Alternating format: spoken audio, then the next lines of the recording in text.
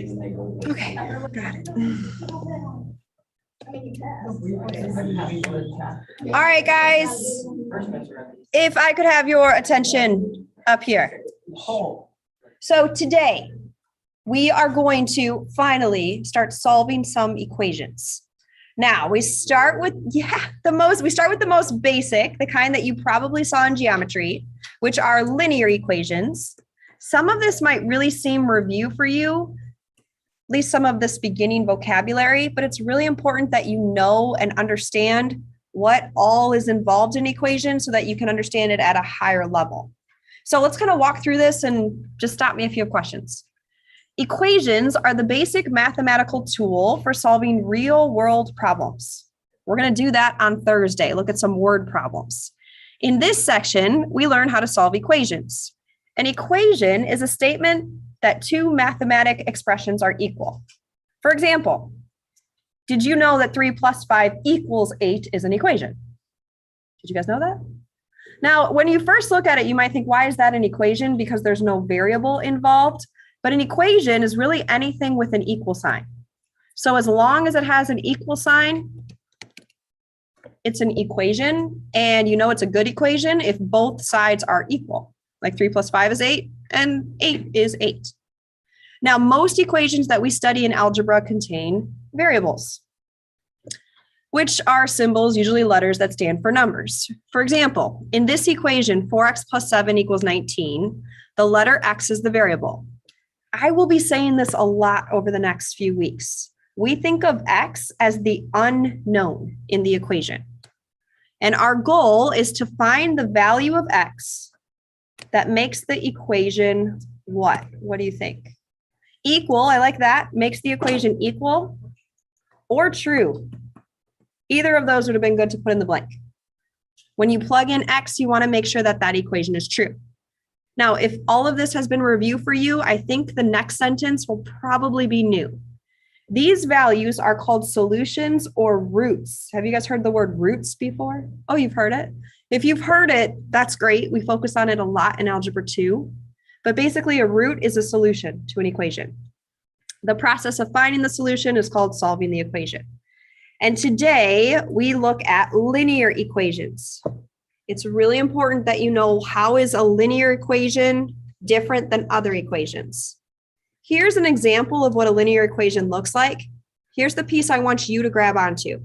A linear equation has a variable or an unknown raised to the power of 1. So go ahead and write that. The unknown, remember that's your variable, is raised to the first power. Why is that so important? Well, pretty soon, in fact, in the next week and a half, we're going to be looking at quadratic equations. Those have variables to the power of 2. Then we'll be looking at cubic equations. So it's important that you recognize an equation so that you can know what tools do I need to solve this. So right now, we just look at equations where the variable is raised to the first power. And I think you guys have solved a lot of these before. Let's see what you know. Let's try example 1. Example 1, if I have 4 times x + 7 = 19, what's the first thing I would do to solve for x? Good, subtract 7. And that gives me 4 times x is equal to 12. And nice, then we would divide by 4, and you would get x is equal to 3. Now, one thing I would caution you with, don't box it unless you've checked it. And you'll see why that's so important really on the next page. Do we know how to check a solution? Yeah. Good, plug it back in for the original equation. So when you see my check step, often I copy the equation in black print, but I leave a parentheses for x. And then I'm asking, is 4 times x + 7, I always put a question mark above the equal sign because I don't always know if it works out. So I'm asking, does it truly equal 19? Then I plug in what I got for x, 3. So I ask, is 4 times 3, which is 12, is 12 + 7 really equal to 19? Yes, so I know that works out. Now I can go ahead and box my answer. Okay, I think you've all solved equations like this before. So with that said, let's go to a little bit more of an advanced equation. The next one, what would you guys do first to solve for x? Good, distribute the 3, which would give us 3x plus 6. And then would you distribute the negative 5 too? Good, so we'd have minus 5x minus 10 is equal to negative 2x minus 4.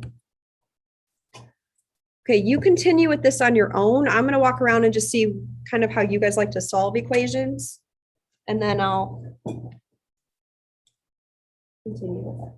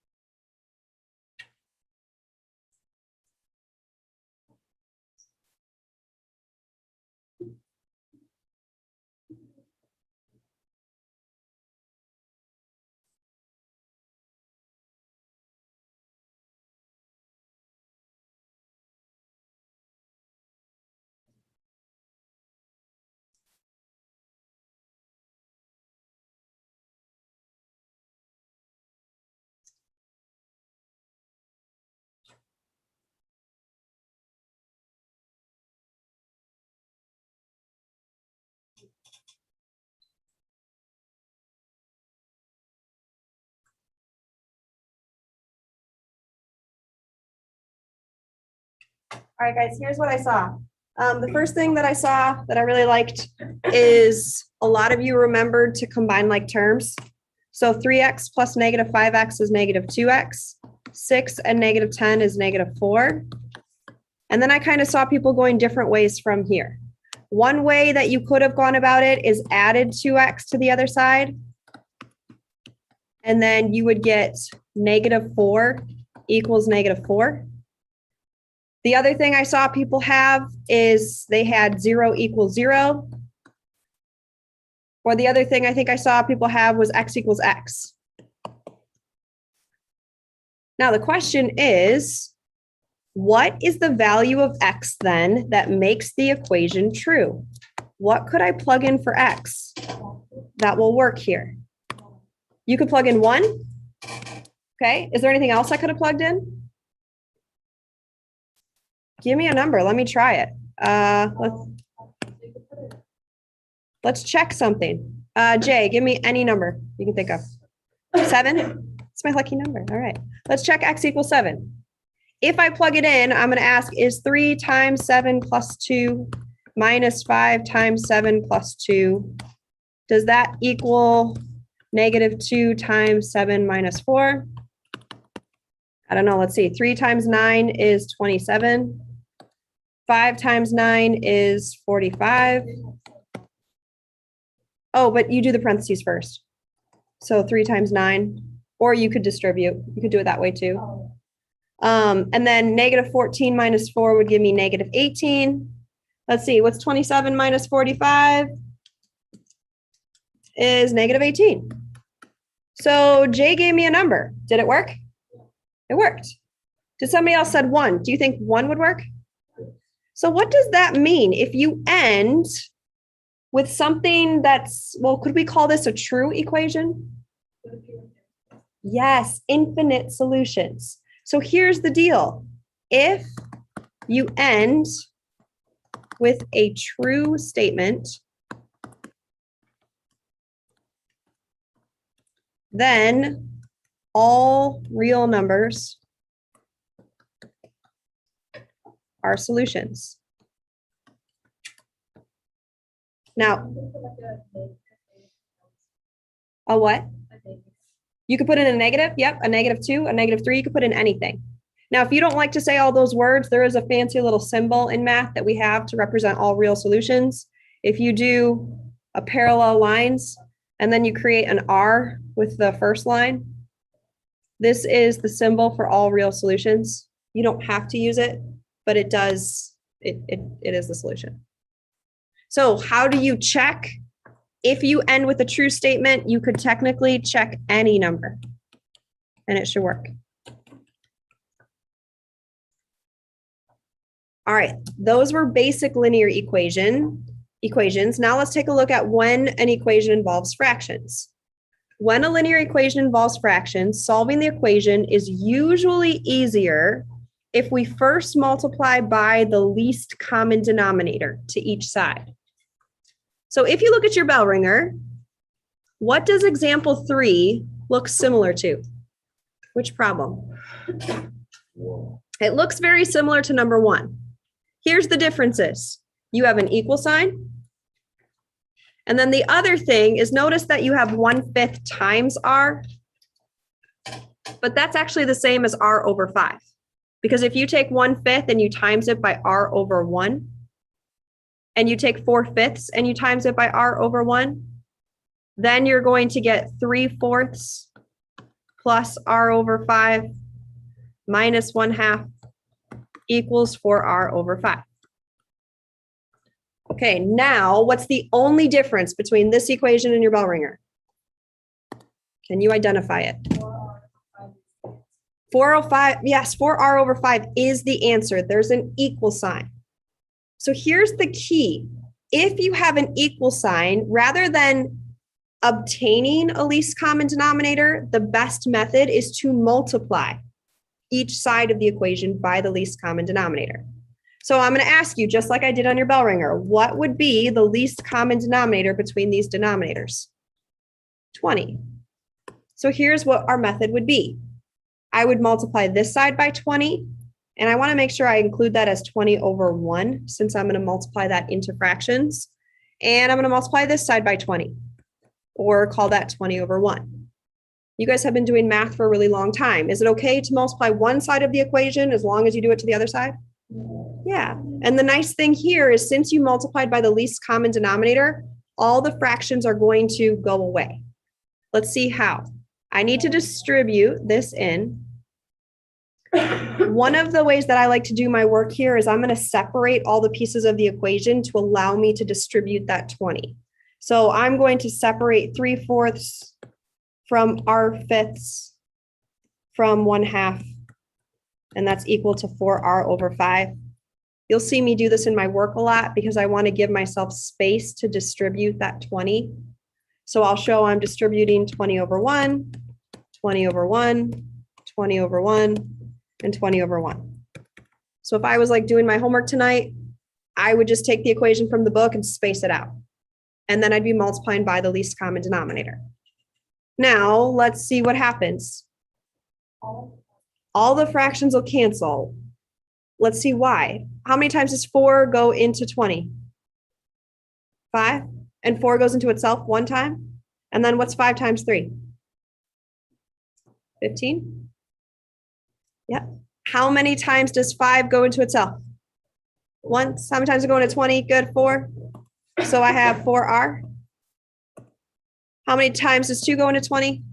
10. Good. So we have minus 10 is equal to, and how many times does 5 go into 20? 4. So we have 4r times 4. And now all the fractions are gone, and it's just a nice linear equation like the one I had earlier. So let's combine like terms. 15 plus negative 10 is 5. So I have 5 plus 4r is equal to 16r. Subtract 4r from both sides, giving me 5. I'm going to bring it up over here. 5 is equal to 12r. And what's the last thing we would do? Good, divide by 12, and we get r is equal to 5/12. What should I do before I box it?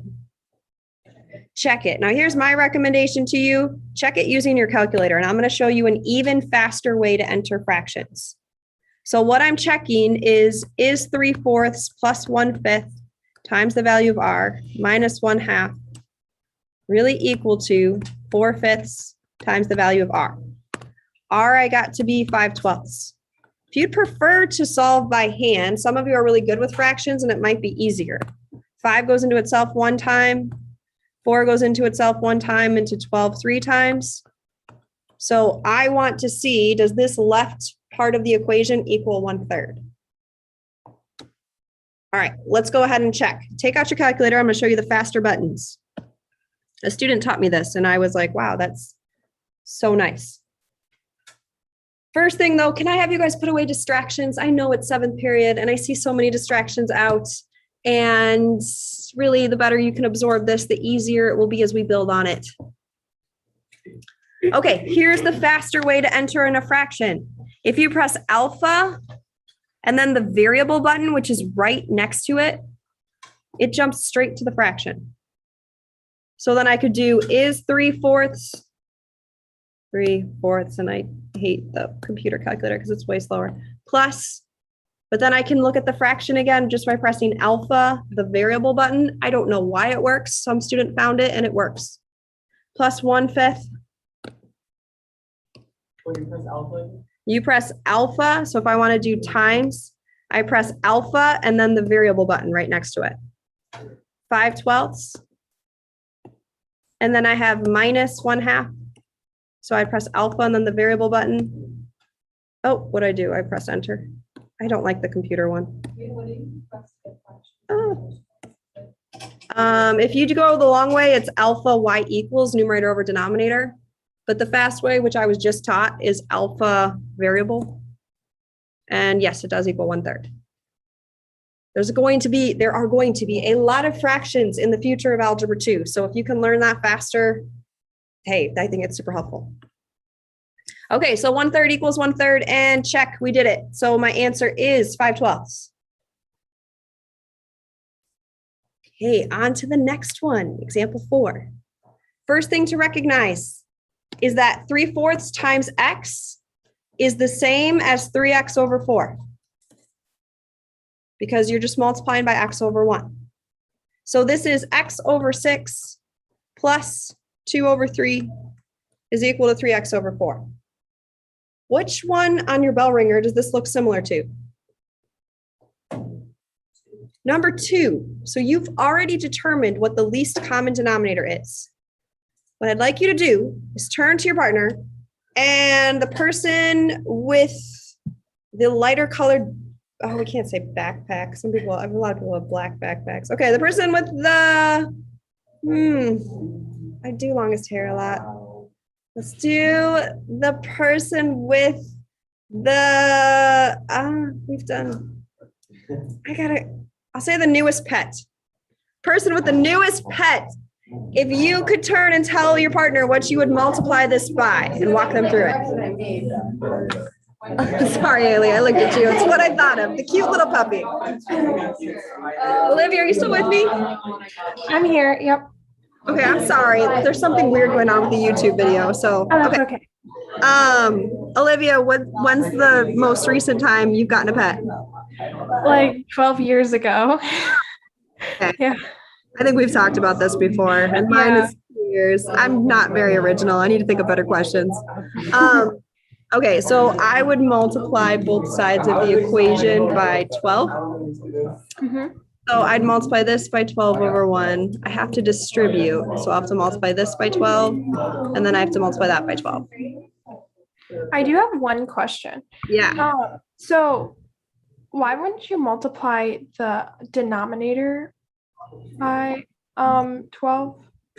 Because I want to get rid of the fractions, and basically what I'm doing is I'm just using the equality piece, that if you multiply one side of the equation by a number, as long as you multiply the other side of it, then you can balance. So yeah, that's basically what I'm using, and I'm using the least common denominator so that I can get rid of the fractions. Yeah. Does that make sense? I think, yeah. It's similar, yeah.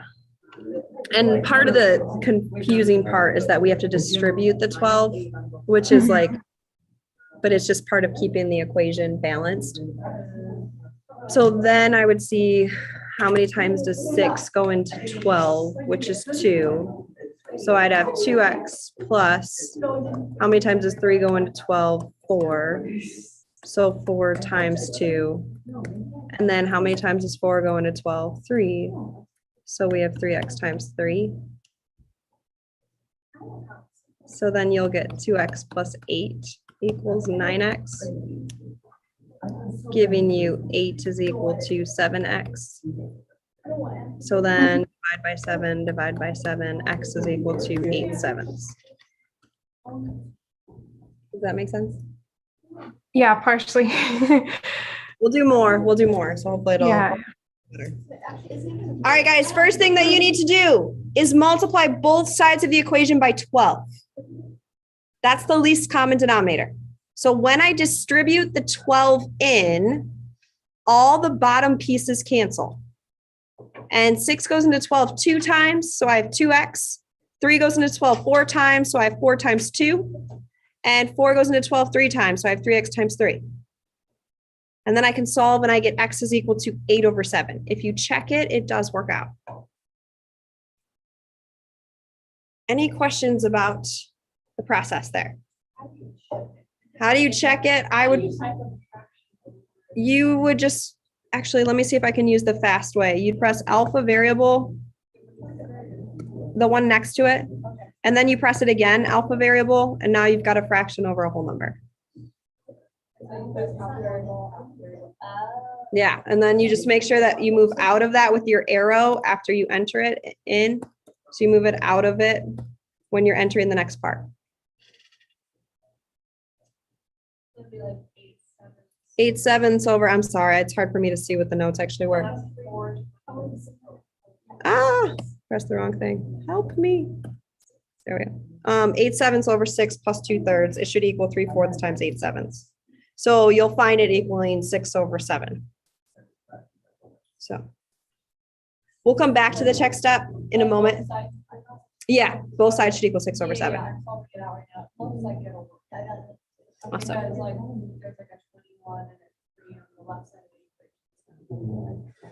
Yeah. Thanks. All right. Any other questions before we move on? Okay, I know I've been saying this, but now you will finally see the why. It is always important to check your answers, even if you never make a mistake in your calculations. You might think, why? If I don't make mistakes, why do I need to check it? Well, here's the reason, and it happens a lot in Algebra 2. This is because sometimes you end up with extraneous solutions. What are those? They are potential solutions that do not satisfy the original equation. So basically what it means is you've done great work, you have solved it well, but when you take that answer and try to plug it back in, it doesn't make the equation true. So it means it's a bad equation, and we just have to say no solution, nothing works. Let's see a case where this would happen. Example 5. First thing to recognize, 2 is the same as 2/1. Now, with that said, look at your bell ringer. Which one is this one close to? 3. Good. The only difference is the equal sign. So rather than obtaining a least common denominator, we need to multiply by the least common denominator. Look at number 3. What was the least common denominator? Good. X minus 4. Would you multiply both by X minus 4/1. So you're going to multiply that by x minus 4/1 and that by x minus 4/1. Now, I would separate the equation. So I'd have 2 plus 5 over x minus 4 is equal to x plus 1 over x minus 4. The reason I like to separate is because I know I'm going to have to distribute. So I'm multiplying 2 times x minus 4. Because this is a fraction, I'm going to call it x minus 4/1. Freddie and Caleb, you guys okay? Yeah. And then I have x minus 4/1 over here. Now some pieces are going to cancel. This, if I go from left to right, nothing cancels in the beginning. What do I have to do with that 2? Distribute, good. So I'll have 2x minus 8. Yeah. Yeah, so then when you get to the second part, you would have like 5 times x minus 4 over x minus 4, so the x minus 4. Exactly. Yes, exactly right. Now you can multiply across and then reduce, or you can just cancel right, like across ways before you multiply. Basically, x minus 4 goes into itself one time, into itself one time. Yep, on the other side, the x minus 4's cancel, and we'll have x plus 1. Caleb. So why do you x minus 4 for 3? Because I'm multiplying both sides by the least common denominator, and since x minus 4 is technically a whole number, when you're multiplying a whole number by a fraction, you have to put it over 1. Because we're not obtaining a least common denominator, we're multiplying both sides to get rid of it. And then we would just continue and solve. So -8 plus 5 is -3. And then I would subtract x from both sides, giving me x minus 3 is equal to 1. And then I add 3 to both sides, and I get x is equal to 4. But here's the thing, don't box it until you've checked it. Let's see what happens when we check it. Again, when you check, you plug it into the original equation. So I like to take the black print. And I'm asking, is 2 plus 5 over whatever I get for x minus 4 really equal to whatever I get for x plus 1 over whatever I get for x minus 4? What did I get for x? 4. So if I plug that in, 4, 4, and 4, I get 2 plus 5 over 0 is equal to 5 over 0. We can't divide by 0. There's no way you could take a number and divide it into 0. So this is undefined. Therefore, we can't check it. That means x equals 4 is not a solution. It's an extraneous solution. It's one that you did a great job solving the equation, but it means it was a bad equation. Nothing works. So I would say x can't equal 4. And if there's cases where every number works for x, there's also cases where no number works for x. So I would just say no solution, or you could say no real solution. Eventually we'll get into imaginary solutions. If you would instead prefer a symbol, you can do a circle with a slash.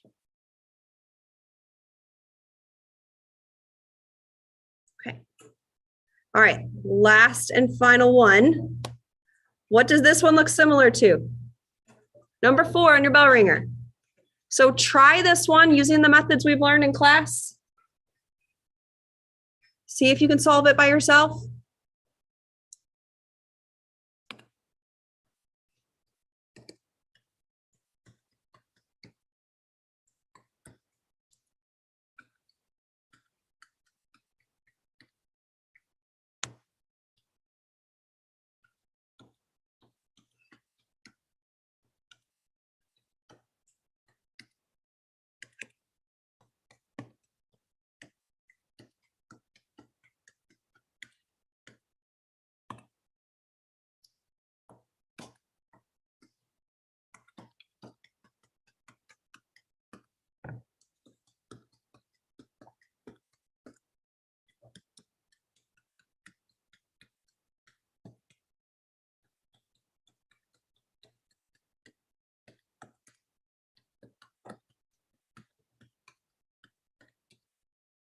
If you are multiplying by the correct least common denominator, you should be multiplying everything by x plus 1 times x minus 2.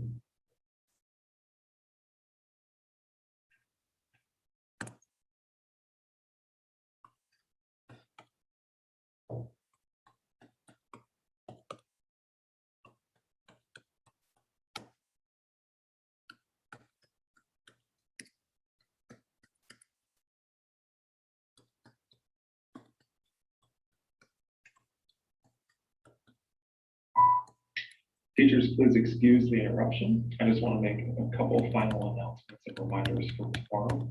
Students, please remember to be here by no later than 8:45 a.m. And you can check in the atrium or outside the Student Services office for your testing location. Please bring number 2 pencils and a calculator and any snacks or water into the testing room with you. Everything else will need to be left outside, including wearable technology. For teachers, if your room is being used as a testing room for tomorrow, please have your students, before they leave, face all desks in the same direction, preferably facing a clock in the classroom. And just make sure anything that has like formulas or anything that could be helpful on the test tomorrow covered up. If you have any questions, feel free to see me in the front office.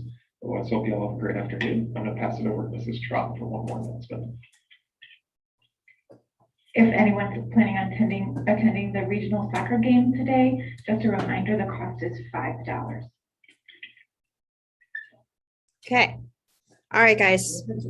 When you multiply by the least common denominator, in the first fraction, the x plus 1's cancel. In the second fraction, the x minus 2's cancel. In the last fraction, everything cancels.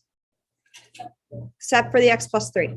So you should get an answer of x equals 4, which does work out. Last thing I have to say to you guys, if you could move your desk facing that clock, that's what people like for the ACTs. And if you didn't submit your homework on campus, just make sure you show it to me on paper before you leave so that I can give you credit. Did you submit it on campus? Then yeah, whatever's easier. If you want to show me right now or